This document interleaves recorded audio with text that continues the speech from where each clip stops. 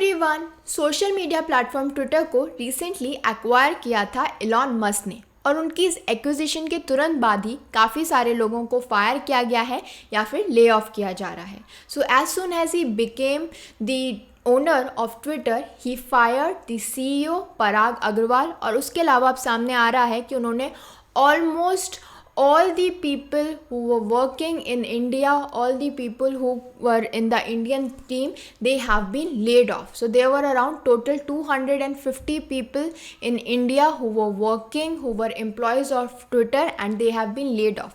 और अगर हम टोटल नंबर की बात करें तो in total 3,700 people, which constitutes for half of the workforce of Twitter, they have been laid off. But one thing which I am wondering is that कि Elon Musk ने इतने सारे लोगों को ले ऑफ आखिर किया क्यों, उनका ऑब्जेक्टिव क्या है इसके पीछे. सो इसका एक रीज़न जो इलॉन मस्क ने दिया वो ये था that Twitter's workforce was too large and it placed too much emphasis on content moderation, platform safety, product development and marketing, जिसकी अभी ज़रूरत नहीं है. साथ साथ एक चीज़ जो हम सब जानते हैं कि इलॉन मस्क ने ट्विटर को $44 बिलियन के लिए ख़रीदा है. So he has paid this $44 billion for a company that lost around $221 million in the last fiscal year. और इसीलिए टू सर्विस द डेब्ट needed for the transaction Twitter needs to boot its profit margin. और इसी के लिए वो इतने सारे लोगों को which are not required, divisions which are not doing that good, उन्होंने ले ऑफ किया. अब हमारे दिमाग में ये क्वेश्चन आ रहा होगा कि कुछ लोगों को फायर किया गया है और कुछ लोगों को ले ऑफ किया गया है, इन दोनों में डिफरेंस क्या है. डिफरेंस ये है कि जब आप किसी को फायर करते हो सो उसी पॉइंट से जो एम्प्लॉयर रिलेशनशिप होता है वो ख़त्म हो जाता है, यानी आप उस पर्टिकुलर कंपनी के पार्ट नहीं हो. लेकिन ले ऑफ के केस में अलग सिस्टम है. ले ऑफ के केस में the employer relationship continuous for a period of time. और ले ऑफ जो है वो दो तरीके के होते हैं, एक होता है टेम्परेरी नेचर का, एक होता है परमानेंट नेचर का. अगर टेम्परेरी नेचर का ले ऑफ है which is the result of कि एम्प्लॉयर के पास उस समय काम नहीं है, उसके पास रॉ मटेरियल्स नहीं है या फिर डिमांड नहीं है, तो वो उस समय काम नहीं दे पाता है एम्प्लॉय को. लेकिन द एम्प्लॉयर रिलेशनशिप कंटिन्यूस. सो कुछ टेम्परेरी पीरियड के लिए जब तक एम्प्लॉयर के पास काम नहीं है तब तक वो एम्प्लॉय को ले ऑफ कर देगा, उसे हाफ पे देगा and as soon as he gets the work वो वापस उन्हें काम पे बुला लेगा. लेकिन अगर ले ऑफ परमानेंट नेचर का है तो इन दैट केस कुछ टाइम का नोटिस दिया जाता है, 60 डेज़ और 30 डेज़, और उस नोटिस पीरियड के लिए उन्हें सैलरी दी जाती है, half of the salary is given और सम कंपनसेशन इज़ गिवन, ताकि उस टाइम पीरियड के अंदर एम्प्लॉय अपने लिए नया काम देख सके. सो ट्विटर के केस में ये जो ले ऑफ है वो परमानेंट नेचर का है. लेकिन ट्विटर के केस में कोई नोटिस नहीं पहुंचा एम्प्लॉयज़ के पास, बल्कि 4 नवंबर को उन सभी के पास एक मेल पहुंचा कि अगर आप डाउन साइजिंग से इम्पैक्ट हुए, in that case you won't be able to have access of Twitter's internal system जैसे कि Slack and emails etcetera. So इस केस के अंदर उनके पास कोई भी नोटिस नहीं आया कि इतने टाइम के लिए आपको ले ऑफ किया जा रहा है या आपको ले ऑफ किया जा रहा है या फिर आपको कोई कॉम्पनसेशन मिलेगा. इस तरीके का कोई भी मेल नहीं आया. और यही कारण है कि अब ट्विटर के अगेंस्ट काफ़ी सारे केस जो हैं वो फाइल कर रहे हैं वहाँ के employees. So now we will see that what does US law require.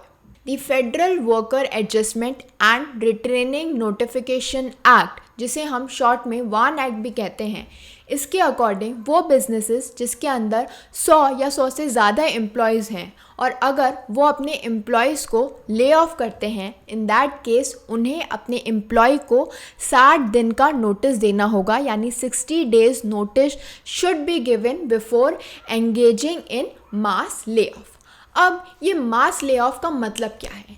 So this law defines मास ले offs as those affecting at least 500 employees during a 30-day period or at least 50 employees if layoff impact at least 1/3 of the company's workforce। यानी मास layoff का मतलब क्या है कि आपके layoff से कम 500 employees जो हैं वो अफेक्ट हो रहे हो 30 दिन के अंदर अंदर, या फिर at least 50 employees, minimum is 50 employees impact हो रहे हैं, या फिर जितनी भी उस कंपनी के अंदर वर्कफोर्स है उसकी 1/3 वर्कफोर्स को आप 30 डेज़ के अंदर अंदर ले ऑफ कर रहे हो। In that case it will be considered as mass lay off. और ऐसे केसेस में एम्प्लॉयज़ को कम से कम 60 डेज़ का नोटिस पीरियड मिलना चाहिए। अगर आप 60 डेज़ का नोटिस पीरियड नहीं दे पा रहे हो, इन दैट केस आपको पेनल्टी भरनी पड़ेगी, और वो पेनल्टी क्या होगी वो भी इस एक्ट के अंदर गिवन है। So, an employer who has been found to have violated the WARN Act, they can be ordered to give the laid off workers 60 days of back pay, and the law also imposes penalties of $500 per violation per day. So, ये उन पे penalty impose होगी। सबसे पहले तो उन्हें 60 days का back पे देना होगा, और साथ साथ हर दिन हर वायलेशन पे उन्हें $500 का जो है कॉम्पनसेशन देना होगा। सो ये जो लॉ सूट फाइल हुआ है सैन फ्रांसिस्को के फेडरल कोर्ट के अंदर ऑन थर्सडे, वो ये क्लेम करता है कि ट्विटर ने अपने एम्प्लॉयज़ को लॉकआउट कर दिया उनके अकाउंट से, और सिग्नल दिया that they will soon lose their jobs. और उसमें से एक प्लेंटिफ ने तो ये भी कहा that he was terminated on 1 November without notice और सेवरेंस पे। साथ साथ उन्होंने ये भी कहा कि उस मेल के अंदर ये बिल्कुल भी क्लियर नहीं था कि उनको सेवरेंस पे यानी बैक पे जो है वो मिलेगा या नहीं मिलेगा, and Twitter did not immediately responded to a request for a comment. So Twitter जो है इस बारे में शांत है कि वो अपने एम्प्लॉयज़ को बैक पे देगा नहीं देगा, सेवरेंस पे देगा या नहीं देगा, which is a requirement of law. And this lawsuit claims that the layoff violate the WARN Act and a similar Californian law as well.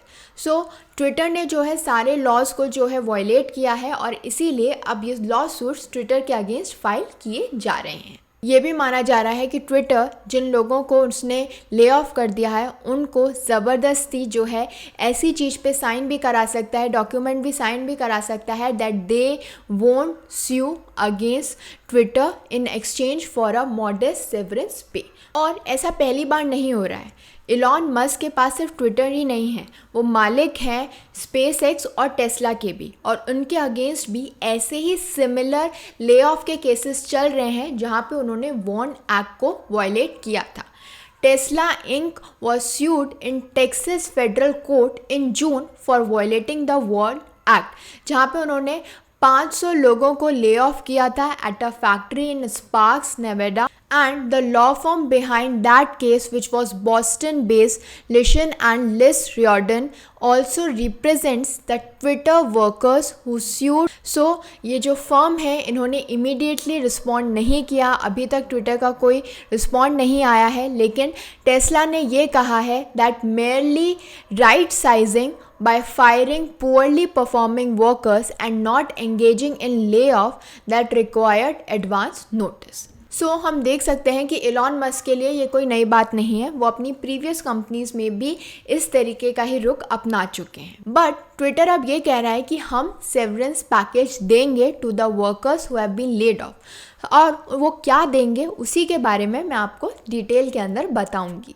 So Elon Musk का कहना है कि कंपनी जो है उन्हें देगी 3 महीने का सेवरेंस पे उन सभी लोगों को जिन्हें ले ऑफ किया गया है, और साथ साथ इसके बारे में डिटेल्ड इन्फॉर्मेशन उन सभी लोगों के पास जिन्हें ले ऑफ कर दिया गया है उनके पास ये सारी इन्फॉर्मेशन 1 हफ्ते के अंदर अंदर आ जाएगी। They will receive the details of their severance offer, साथ साथ financial resources extending their non working notice period, and this particular information will also be accompanied accompanied by a formal separation agreement and a claim release.